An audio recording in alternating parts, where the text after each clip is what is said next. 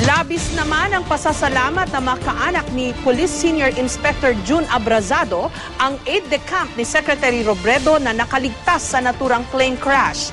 Sa kabila nito ay patuloy raw silang nagdarasal para sa kaligtasan ng kalihim. Live mula sa Naga City, may report si Elmer Caseles ng GMA Bicol. Elmer?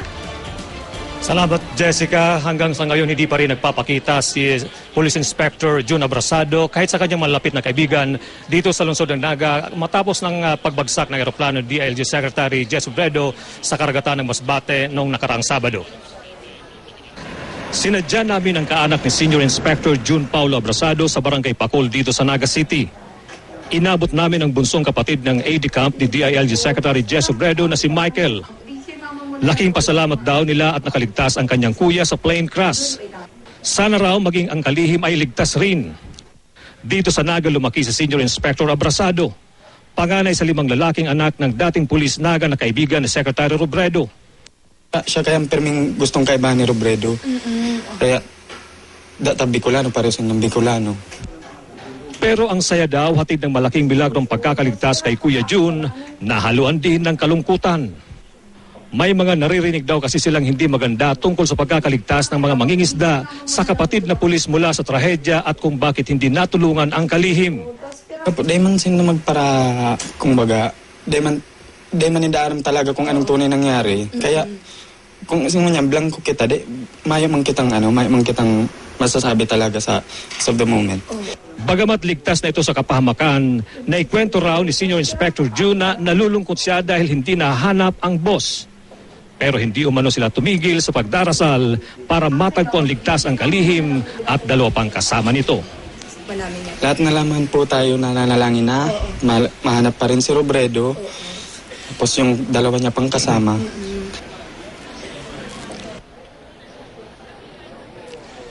Alam mo, Jessica, isa sa mga isyong lumalabas dito sa lungsod ng Naga, lalo sa mga lokal na residenteng nagmamahal talaga sa kay Secretary Jess Robredo ay kung bakit hindi man lang nagawa ng paraan ni Abrazado na mailabas o matulugan na mailabas ang sekretary doon sa lumulubog na eroplano.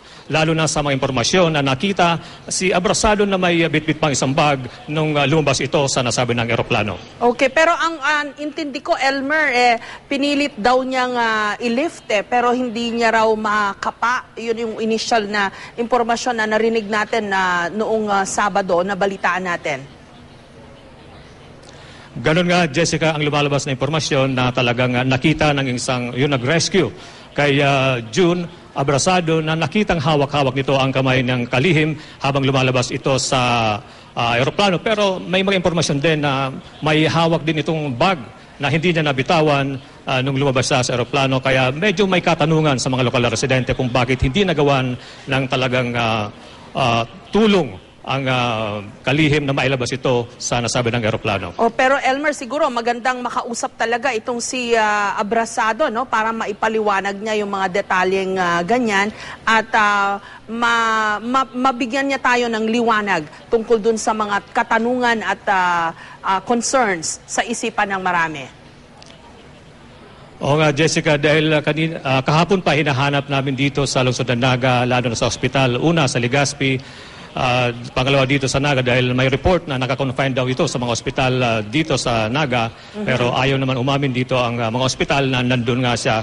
Kaya hanggang ngayon talagang walang impormasyon. Pero may mga balita rin na nandito daw ito ngayon sa Metro Manila dahil ang asawa nito ay may anak na 9-day-old. Ang mag-asawa na siguro sa pinuntahan din ni June Abrazado. Okay. Bukas ang ating programa para sa kanyang panig. Maraming salamat sa iyo, Elmer Caseles ng GMA Bicol.